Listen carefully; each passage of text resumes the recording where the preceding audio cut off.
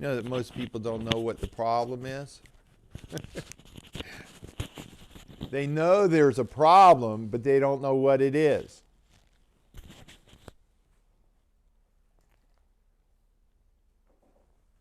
Define, look and discover, articulate, find the problem. Most people think so. You know, we'll use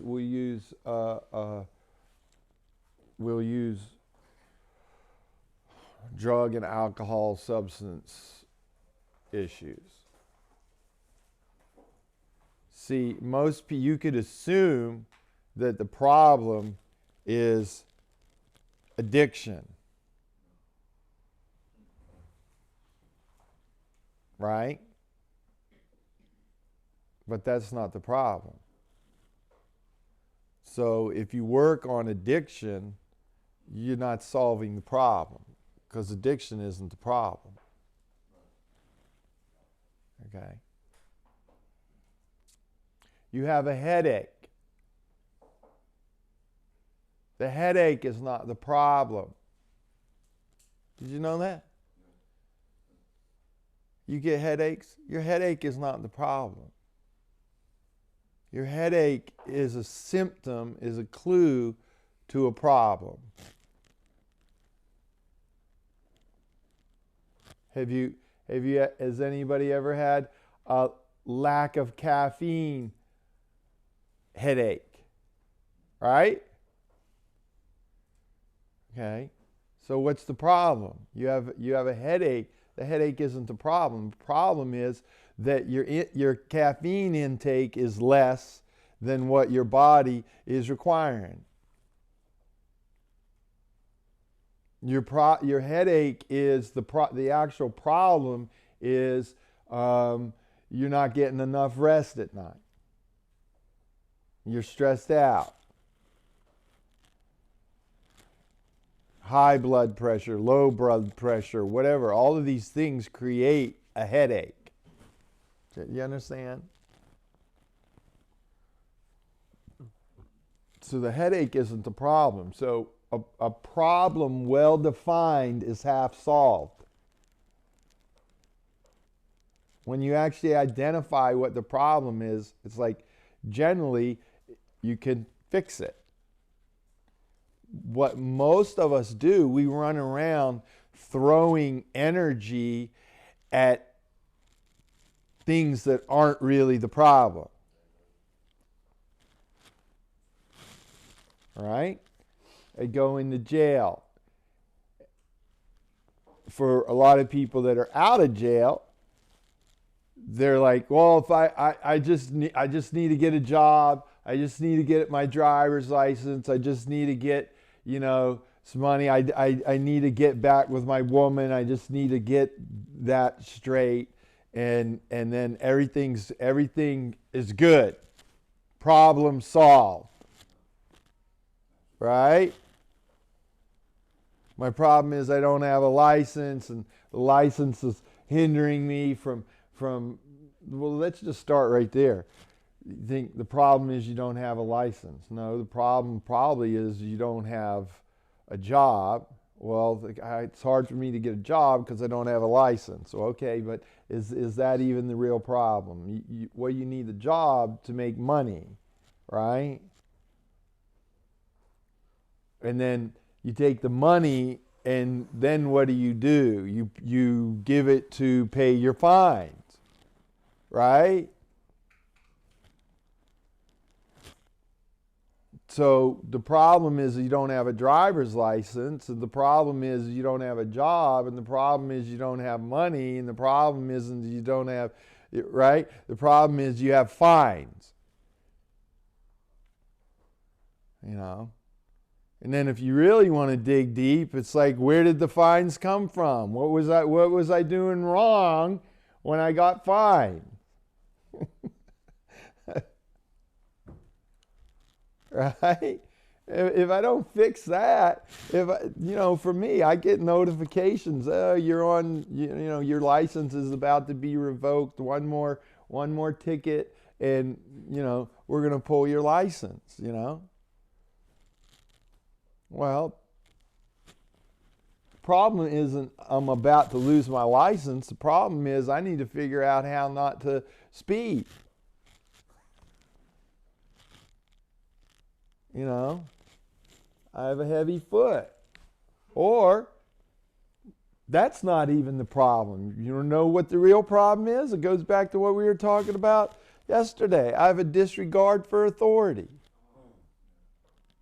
I don't freaking care. It says it's a one-way street. I need to go down it. It's the quickest way to cut across. I just got to go right over there.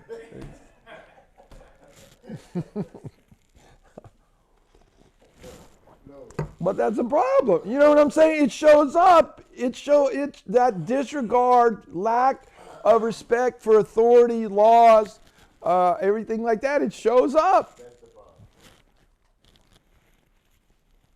You know, I know other people that don't have a blemish on their driving record at all. You know what? They respect the traffic laws. I don't.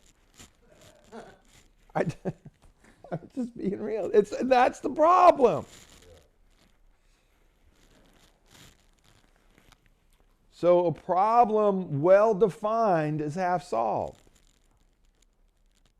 Because otherwise we're putting energy, time, resources, thought power, all of that stuff into something, and for real, this is what happens with almost all of us. We'll get 3 years down the road, 4 years down the road, 5 years down the road, and nothing changed. But man, we've been working hard. We've been trying. We've been putting in effort, right?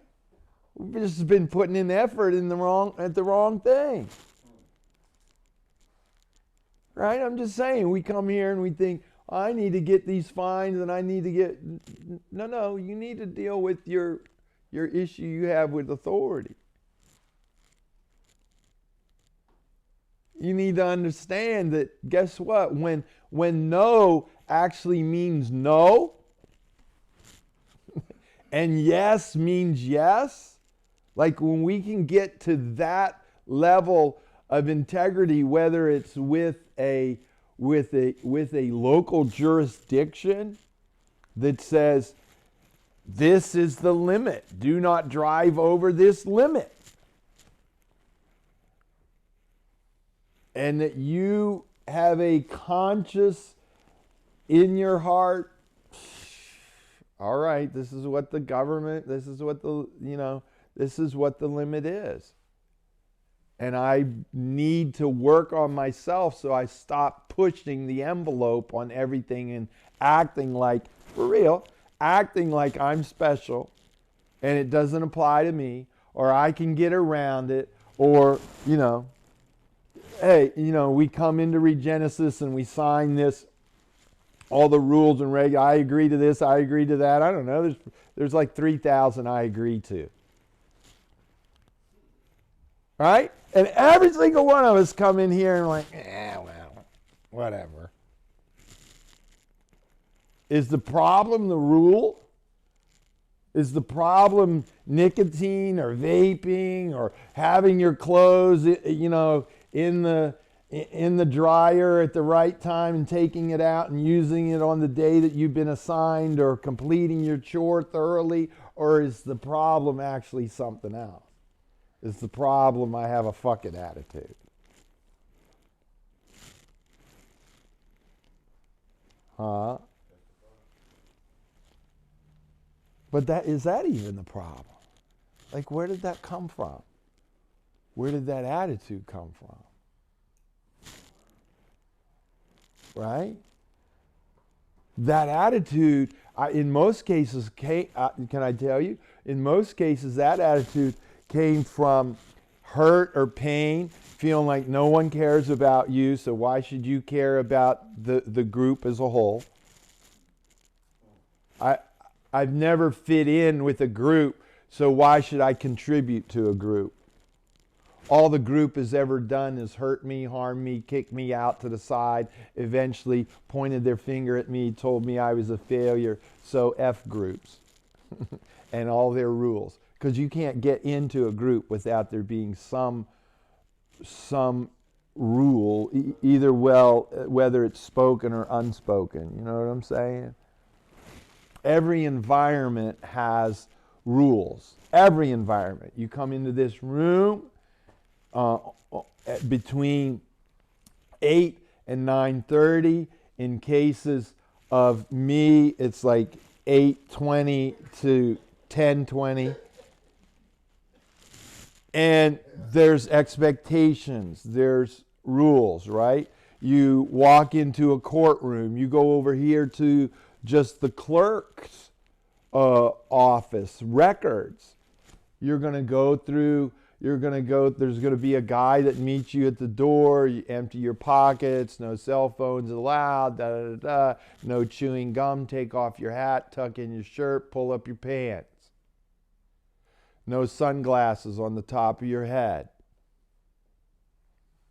I sat in the courtroom, the deputy just comes walking by. I'm just sitting there. And I got some sunglasses on my head. Take those off. Stop chewing gum. I've been told not to chew gum. I've been told to take the sunglasses off from the top of my head. I'm pastor. I'm Regenesis executive director. Like, I'm just saying, if you don't know that, go to the playground. There's rules. There's rules.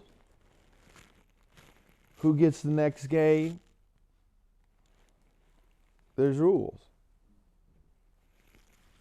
You know, I call the next game or whatever, or call your own fouls, but you better not be a wimp about it. Like, you'll figure out what level of fouls you can call on the playground, right? You'll figure it out. And you might go to one playground and it's hard foul. Like, we only call, unless there's blood, we're not giving that to you, right? So everywhere you go.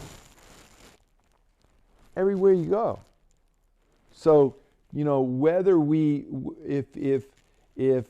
so a lot of times, again, because of hurt and pain, we might get this F-it attitude because we think, what's the sense in trying? I've never been accepted. No, let's dig real deep.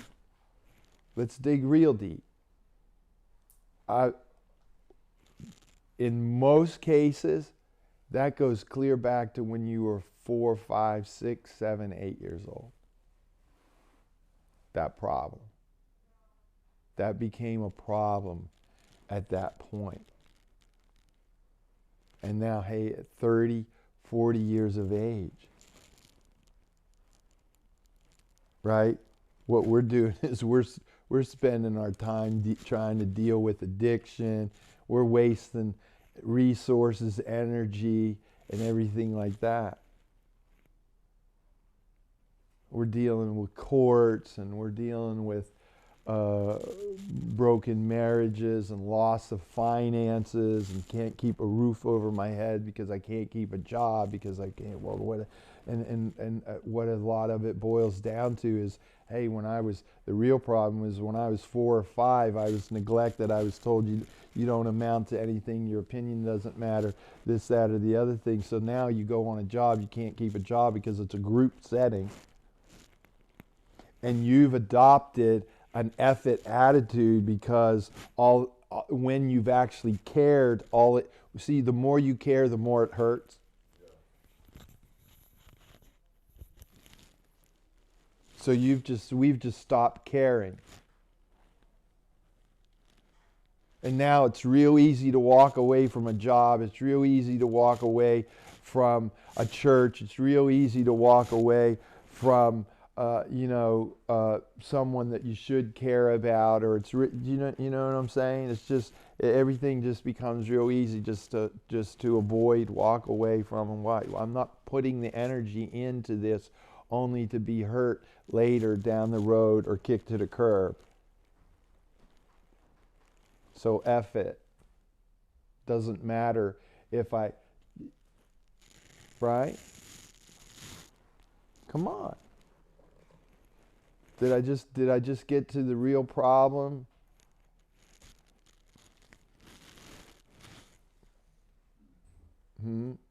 Now, if we start working on that, wow, watch everything in our life change. Better jobs, better interactions with people, better sustainability, longevity, consistency in our church life, faithfulness, that word. I was talking with Trey, and he used this word consistency. And I'm like, man, that is such a powerful word.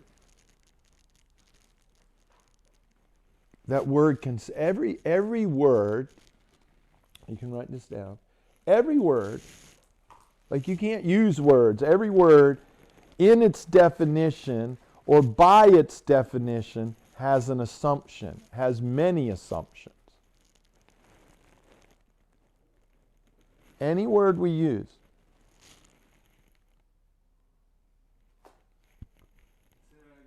Any word and every word,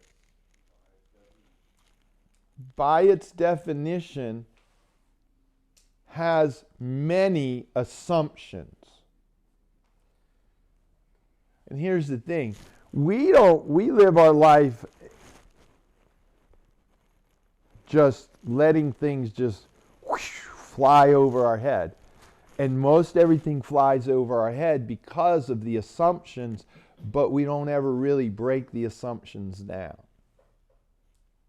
Okay? So, let me use I just use the word cat. Okay? Cat, the very reason why you would have to even say cat is just you're distinguishing, the assumption is, it's not like another breed of animal around. Okay? Like, you could have said, there was an animal that walked by. Right? But you didn't say there was an animal that walked by. You said there was a cat that walked by. Well, okay. Well, now your brain already knows this. But you don't think this way. You don't break it down consciously this way, right? You don't say, well, okay, well, he said cat because he was trying to define that it wasn't like another species, all the other species of animals. So the assumption is the cat's, I can assume it's not going to bark, it's not going to fly, right? So like there's all like every word, it doesn't matter what every word there is, and sometimes, so let's now talk about the word consistency. You can't say the word consistency unless, because consistency doesn't happen, because you got lucky once. So the assumption is that you've repeated this thing over and over and over and over again over a long period of time. Because that's the only way you arrive at consistency. Right? Now, there's a bunch of assumptions in that. Is that you cannot do things over and over and over and over again unless you know how to do it. Because consistency is not a mistake, and it's not getting lucky. So getting lucky would be a positive. Oh, you did it once. You got lucky. You did it once. Can you repeat it? No. Luck doesn't repeat itself like that way. Knowledge and skill repeats itself. right? Some of us are very good at lying. The first time you lied, it wasn't a very good lie.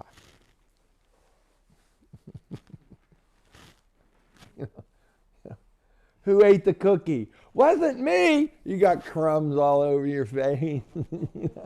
Who ate the Cheetos? I don't know. Don't look at my fingertips. It wasn't me.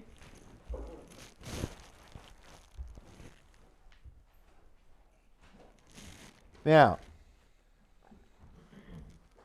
keep doing it. You're going to figure out. You're going to get better at it. I got caught last time. I had crumbs on my face. Keep my Cheeto fingers in my pockets when they ask me who ate the Cheetos. Right? Stick it right here in the hoodie. I don't know.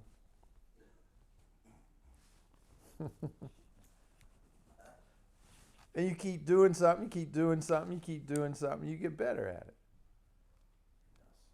Consistency. You've worked out. Consistency, the assumption is you've worked out the kinks. Consistency, you can't do anything consistently unless you've overcome the obstacles. Because here's the deal. Consistency says not everybody does this consistency. So there's actually hindrances to consistency, right? Huh? An effort attitude is a hindrance to consistency. So guess what? Unless you have dealt with the effort attitude, you will never arrive at consistency. So just saying the word consistent to me says, at least in this area, he's dealt with the effort. He actually, consistency should equate to he cares or he places a value on this enough to actually put effort into doing this repeatedly.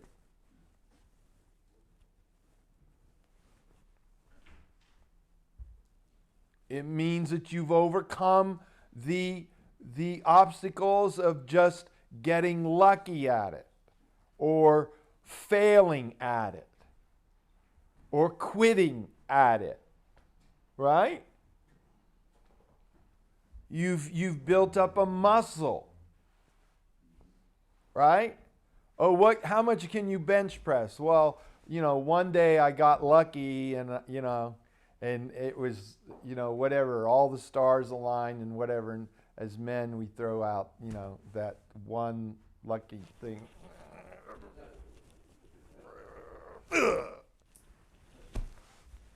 Or maybe we had the guy just kind of putting his fingers, and we really didn't know how much he was helping us, but we got it up 300 pounds. All right, get on the bench and do it. Oh, no, I mean, I can't.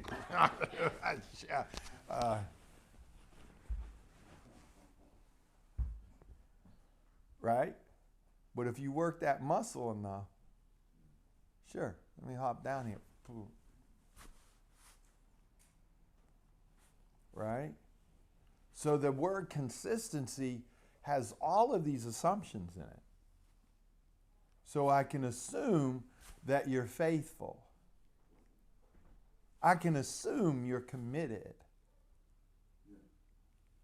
I can assume this when you say that I have consistency, or he's consistent in this evaluation has gone on for more than a week. Right? This evaluation is not just he's consistent. No, we're looking at this over a span of time. And an evaluation has been made.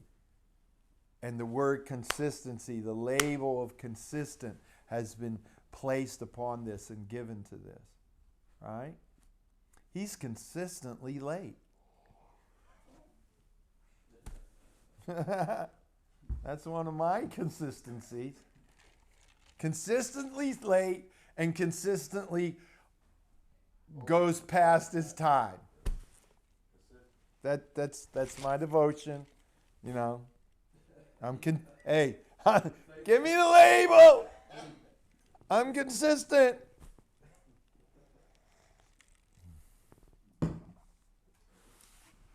Yeah. You understand? So I'm just saying, a lot of times we use words and we throw out stuff and we don't think. That's why I said a problem well defined, when you start looking at stuff and breaking stuff down, the word nowadays in business and in technology and even in organization and is reverse technology. You see something, you see the end product, but guess what? You can just take that end product for granted, or you can reverse engineer it. How did they make this? Right? And then you actually get to the core of how something was done. Then you have the knowledge to actually build it and duplicate it. You cannot duplicate something if all you're doing is looking at the final product. You have to ask the question, and this goes back. Ask the question, how was this made? How did this happen? How did this come about? When you ask that question, you actually you can become wise. Right? You're no longer just a user of technology. You could actually learn how to navigate it and participate in it and fix it, and you know what I'm saying? But when we don't go deep, you'll never be a tech. The reason why someone can get a job at something is because they've even if you're a ditch digger.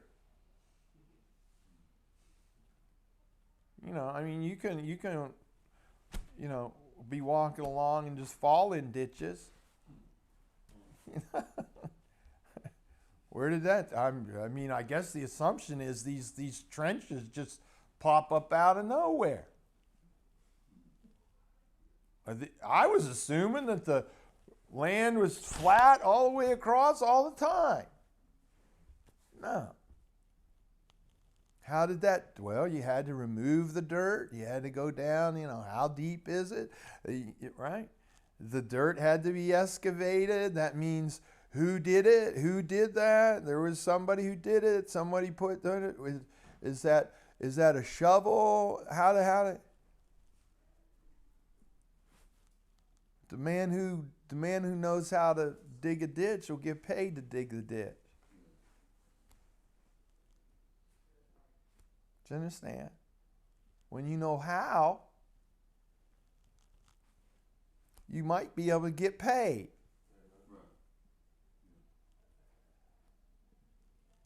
Some people, come here and they want to do peer-to-peer counseling. Okay? Right? Generally, the people, I don't know if this is where most of the teachers sit. This is where I sit. But I sit here because I can answer questions to how.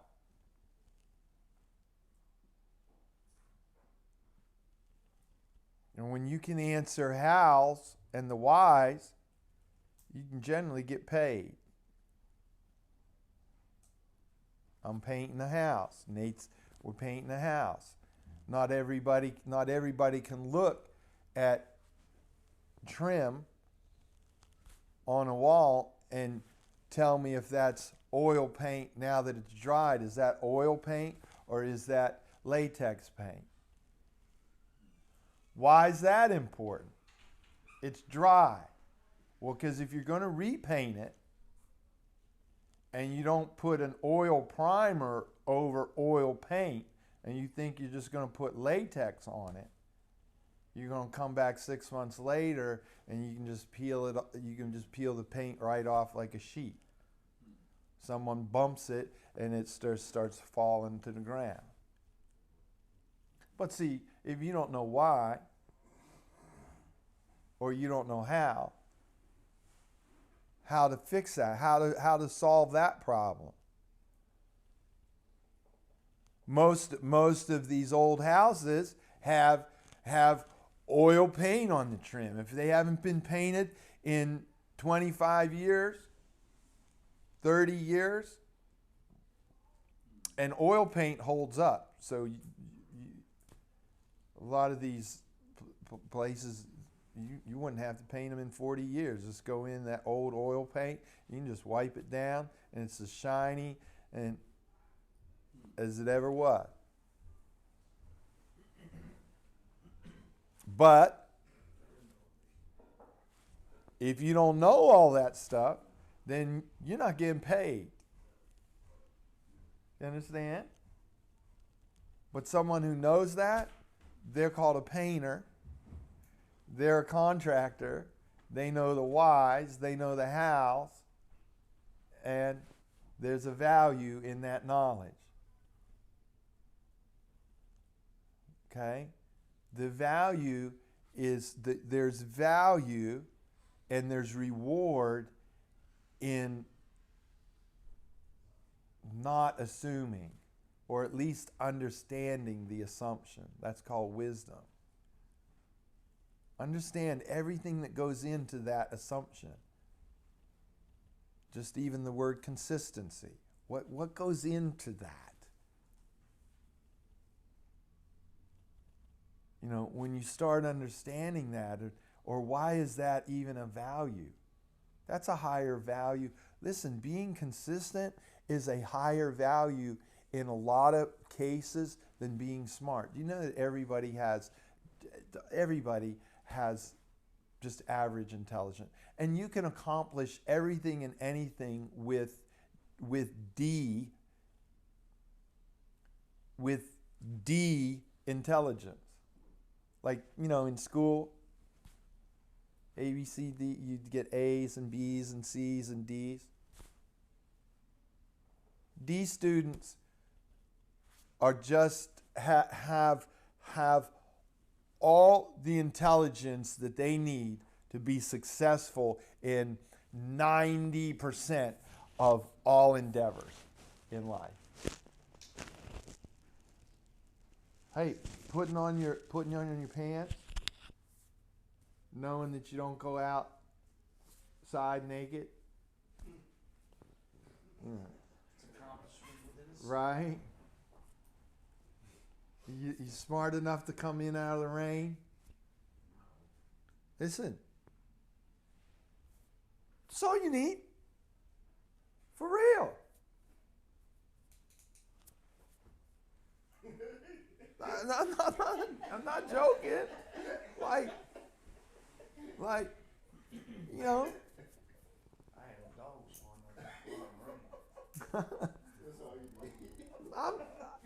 I'm being for real. Like, you know, I mean, dogs and monkeys aren't that smart, but they can be trained. Do you understand? They can be trained to do some pretty incredible things. Really, really incredible things. I'm just saying, some people might think, oh, I don't have the educated, I don't have the this or that. Listen, you can be trained. Now here's the thing. I can't train you how to be humble. I can't train you how to be motivated. I can't train you desire. I can teach you how to do some very intricate things. I can teach you how to do a lot of things, and you can make a lot of money at it. Even if it's just digging a ditch. Like you can get rich digging ditches. Rich. What'd you set your mind to? Digging ditches. I have a PhD.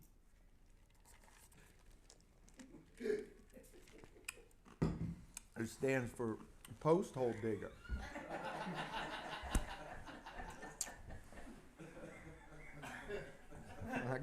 That was Bryce. I got a PhD. Someone is think that I'm good with that. You a post hole digger? Never thought about that.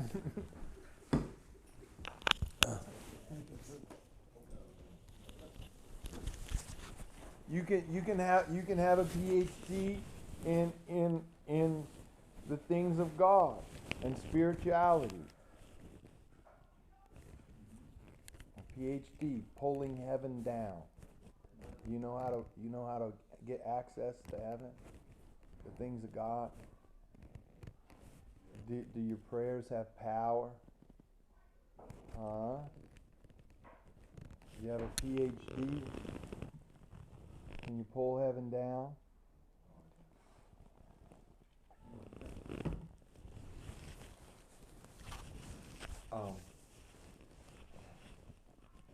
But those kinds of things don't happen when you just go through life just assuming nonchalantly, F it, and you're just living in your subconscious all the time. You're just living in this, you know what I'm saying? Almost like not thinking. Wisdom, you can write this down if you haven't heard me say this. Wisdom is 5 questions deep. I say that all the time. I made that one up. Wisdom is 5 questions deep. When I talk to my staff, they all know. If you sit down, I'm probably going to hit you with 20 questions. And as you're talking, I'm going to say, "Ho, wait up. Do I understand this correctly? Da da da da. Was this the time? Was this the? When did that happen? Give me the chronological time." Because it's a lot of the time they're going to report something, and I'm like, break it down. Give me the what time did this happen? What time did that happen? What was the situation? Who was in the room? Did you ask this person before you asked that person? I'm trying to get to the truth.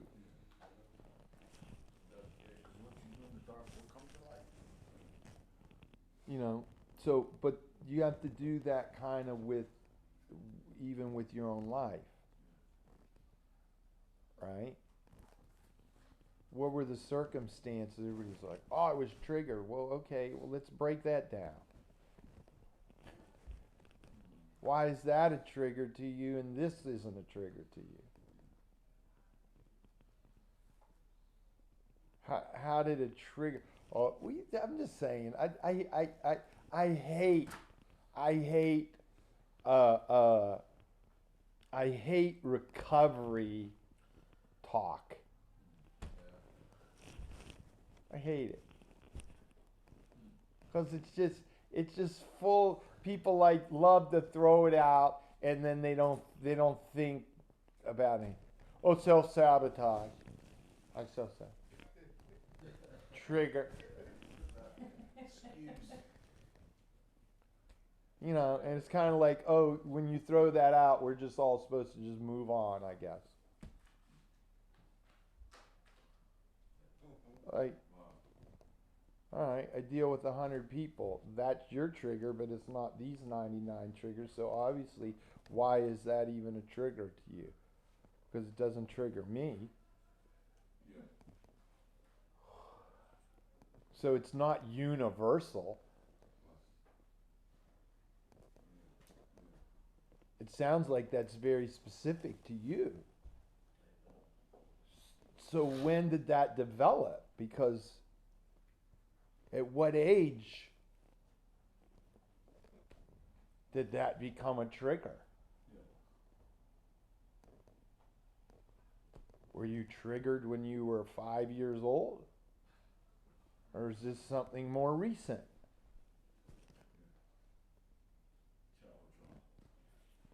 Right?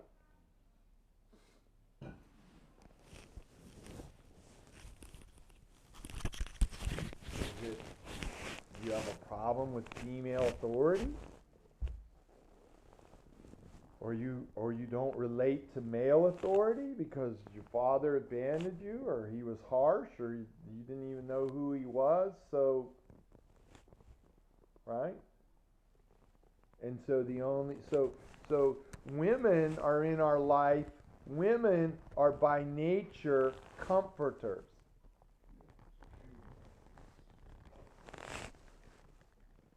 Men, by their nature, are challengers.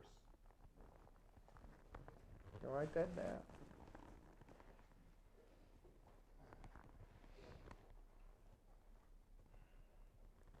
So if you weren't raised with a man in your life,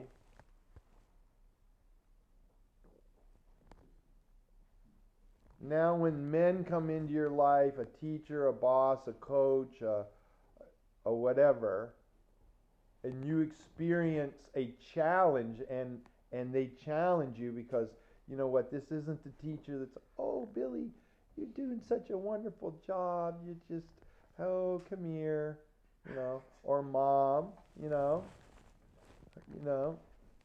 and again, hey, you gotta love moms,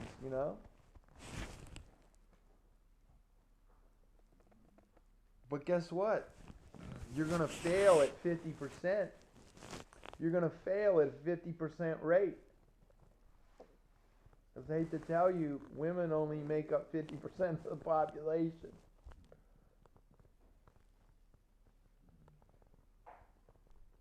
So you get along okay with female authority figures because mom was the only person that was ever there for you. But now if you get around a male authority figure, well, that's awkward. At best, I'm just feel awkward. I'm just uncomfortable. Not that they've even done anything wrong. I don't know how to. It's easy for me to talk to the female managers at the store. Or it's easier for me to tell my problem to, a female. But opening up to another man, that's awkward.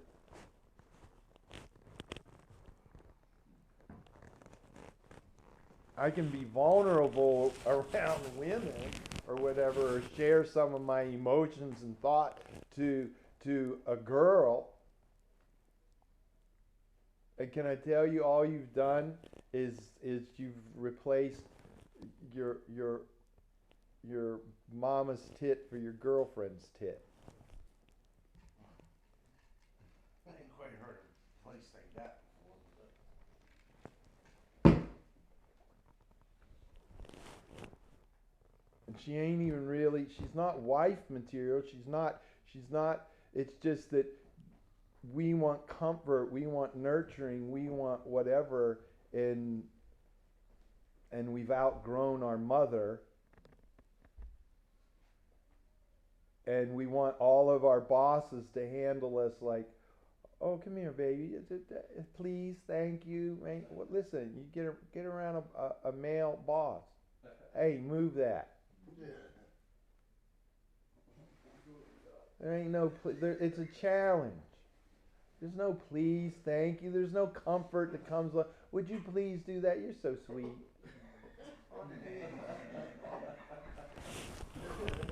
Right? Huh? Huh? I didn't like the way he said that to me. What? He said, move it. Yeah. Come on. Like.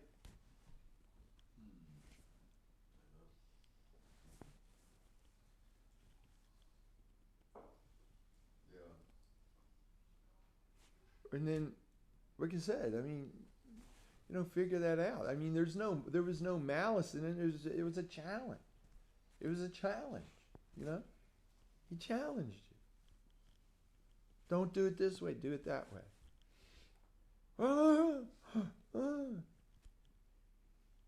Yeah, maybe your mother would have taken more time with you.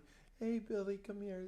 Let me if you do it this way, and it's going to be prettier when you do it this way.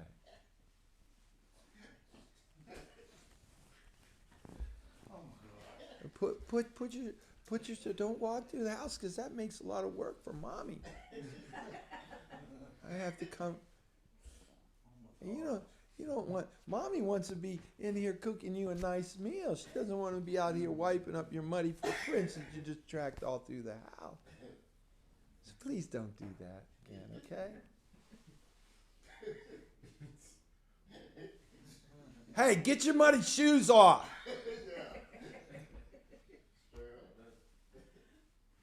You gonna be hurt? What are you doing? You're messing up the floor. Get out of here. You gonna be hurt? I'm just saying, right? But a lot of us are. Let's be for real. I didn't like the way you said that. WWJD, would Jesus say it like that? I thought this was supposed to be a Jesus place. Hey, Jesus was straight up. I mean, he was straight up. A lot of times he would say things, he would just boom, break it off. He'd just throw it out there, break it off, and how you like that? Right. Deal with it. What are you going to deal with it? Let me see how you deal with the truth. Right? And it's really, actually, it's a revelation. Like when you come face to face with the truth, however it comes. Can I tell you this? However it comes. Listen, the truth can come from a baby. The truth can come from a guy in a red shirt. How are you going to deal with it when it comes? Doesn't matter if you're where you're at in the status, in the tier, in the whatever. And in fact, in most cases, God will present the truth to you in a way that is offensive. That is offensive. Why? Because you think about it. You have the lie over here. And you've been living the lie, believing the lie, thinking, let's go back to the painting. You're going to think that all I have to do is cover this with a fresh coat of paint, and it's good. That is a lie. You don't know it's a lie, but it's a lie. It's a lie. It's not going to be good. Now, and again, it's a lie, but in that case, it's your ignorance that has allowed you to believe that. The ignorance that you don't know, you got to use an oil primer first. Okay? So, but the lack of knowledge has allowed you to believe something that's not true. And so now it's like you're moving forward. Just think about two rams. You're this goat moving forward. Well, guess what? The truth is coming the other way, from the other direction. Yeah. You're gonna run into the truth.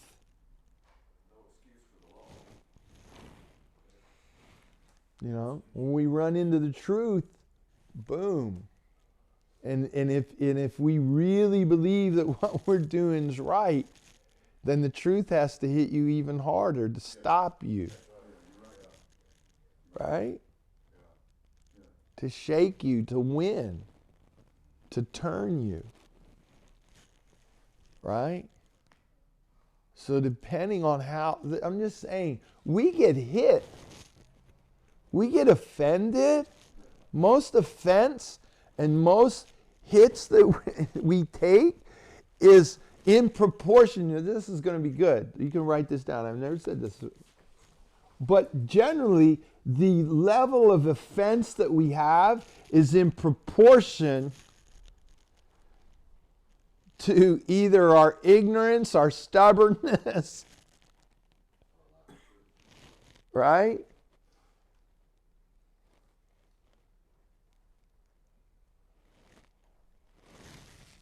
It's in proportion. And so we get hit harder. The truth knows this. Do you understand? And a lot of times let's just chalk it up to the universe. Can I tell you this? The truth is the truth is the truth. It doesn't matter which direction you're coming from. It's proceeding on its course. It doesn't have to change. In fact, it won't change. Do you understand? So it's like this train, man. It's coming down the track. Do you understand? And seriously, if you think, nuh-uh, this is my track, and we're going this way. In proportion to the level of your stubbornness, your ignorance, or whatever, right? That's how hard we're going to get hit with the truth. That's how hard it's going to hit us. Yeah. It can absolutely devastate us. I mean, it can, you know, it can put us out of commission. Or if we're in search of the truth, then we can spot it before it runs us over, and then we can go, here's what I've been looking for. Let me get on board. Let me get on board with it and just head in that direction. Right? Now I become submissive to the truth. I surrender to the truth, and I get on board with the progress that the truth is going. The truth is making progress. It's headed in a direction. It doesn't change. It doesn't deviate. So you can just get on board with it, but you have to surrender to it. Otherwise, you're gonna feel like you got steamrolled. Can I just tell you, a lot of us, we live our life feeling like we've been steamrolled. And can I tell you, it's probably because in so many areas of our life we're in rebellion to the truth, and it just doesn't change. I mean, you know, you can spit into the wind. You don't pull the mask off old Lone Ranger. You don't do that. You don't tug on Superman's cape. You don't spit into the wind. Like, you do that, you're going to have consequences. It's just you reap what you sow, the truth, because the truth marches on. You know? And see, as men, we think, oh, you know, I gotta stand. I gotta do that. It does. I don't care what kind of man you are. I absolutely don't care what kind of man you are. You ain't changing the truth. You're not changing the truth. You have one option: to get on board with it, to figure out what it is, learn how to cooperate with it, make it part of your equipment and your power, or be overpowered by it. Or just be overpowered by it every time, overwhelmed by it. And again, that should come back as a question. What don't I know? If I'm feeling overwhelmed, overpowered, what am I not, what don't I know? Right?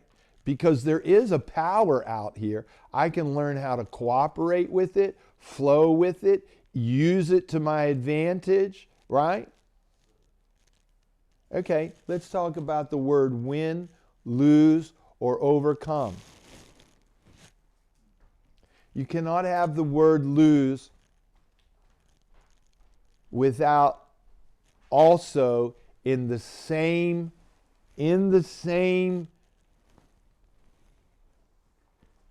term, in the same talk, in the same situation, that there is a winner. You can't have a loser without there being a winner.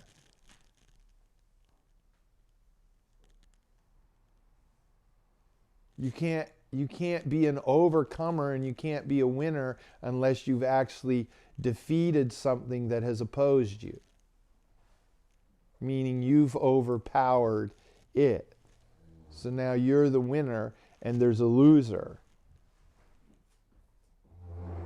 So you overcome your fear only when you face your fear.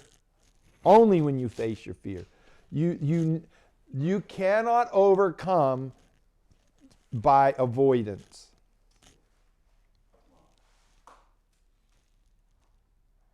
The word overcomes assumes you've been in a fight. And people who don't want to fight, guess what? They're not overcomers. Quitters aren't overcomers. People who avoid things aren't overcomers. People who don't face things, they're not overcomers. And they're not winners.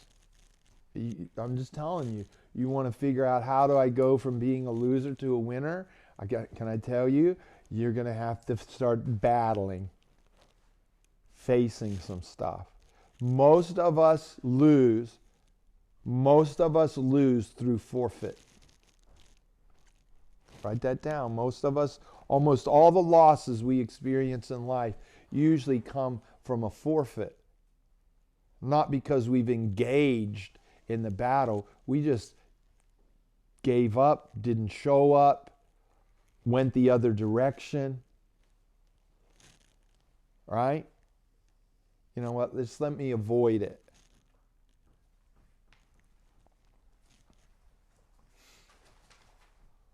So at some point, you got to stand up, stand your ground, face it, take the challenge, take your licks, learn your lessons, right? And guess what? When you do, you start winning. John Maxwell has a saying, I tell it to all the football guys, sometimes you win, sometimes you... No. Sometimes you win, sometimes you learn. You never lose if you learn. So every experience that you go into, even if you get rocked back, even if you get knocked back, guess what? You should be like, man, that was the truth. It sent me for a loop. It rocked me, but guess what? I can get on board with that. Next time I'm going to get on board with it. Or I just learned something about my enemy. And so now I can learn, I got another weapon, this trigger, I learned what triggered me, that they got under my skin, they manipulated me, it happened every time, it moved me out of my square, I became the person I didn't want to become, I started acting like the very people, right, that I swore I'd never be. Isn't that funny? How like, I'm never going to be like my dad. And then when you grow up and you're just like your dad.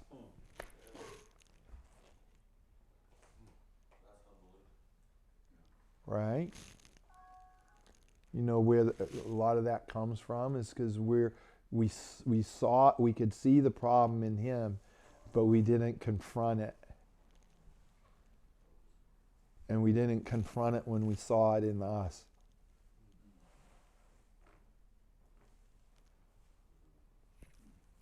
And trust me, it shows up. It shows up, but in most cases we're in denial about it, right? Or I got this. How many of us? I got this. Right? Like it's like crash and burn. Well, I guess I didn't have it. And next time, I got it. Crash and burn. Okay, like at some point, like start looking at it and go, wait a second, this thing kind of owns me. This thing has won 3 out of 4, right? It's like, let me figure out, I need to stop, pull back, get a strategy, identify what it is, identify all of these different things, and have a different approach. Like I got to stop assuming that I got this, right? I mean, I know guys that 15 years later, they're in a cycle, a repetitive cycle, and they're like, I got this. All right? So, anyways. Oh, hey, you know what? I'm going to stop right there. My goodness. Hold up. Uh-huh. One was think what happened. 2 was what actually happened. What's 3? 3, the questions, 3 questions everybody should ask. What did I think would happen, or what was supposed to happen? The second question, what actually happened, right? Right. And then the third question, what accounts for the difference between what I thought would happen, like this is what I wanted to happen, I planned. Like I said, I say this all the time. No one goes out here and like, hey, you know what I'm going to do today? I'm just going to totally F up my life. I'm just going to make every wrong decision that there can. That's what I'm doing. No one ever does that, but yet, right, we go out and we make wrong choices. My point is, we don't intend to make wrong choices. But if things didn't work out the way you thought, then you need to go back and have. So here's another one. Write this. Don't put your notebooks away. I'm going to give you 2 more nuggets. 2 more nuggets. All right. So you've heard it said that experience is the best teacher. That's not true. Because you know what? Most of us are sitting in here with at least 10 years of experience.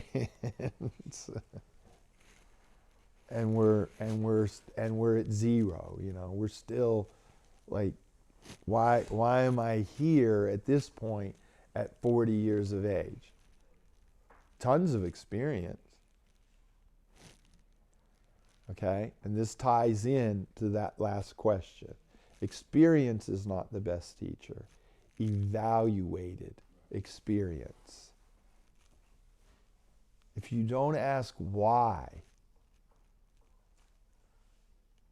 how did this happen?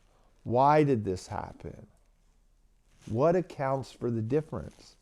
I didn't plan on being poor. I didn't plan on being broke. I didn't plan on being, you don't wake up, hey, you know what I'm going to do? Hey, what do you want to do, Billy, when you grow up? I want to be a drug addict. Well, all right. Like no one like, that's not a life goal. And yet some of us find ourselves in that situation, right? For 10, 15 years, whatever. So you gotta stop and go, wait a second. This is not what I intended. This was not a goal of mine, and yet I've achieved it. You achieved it. All right, thumbs up. No. So what accounts for the difference? What where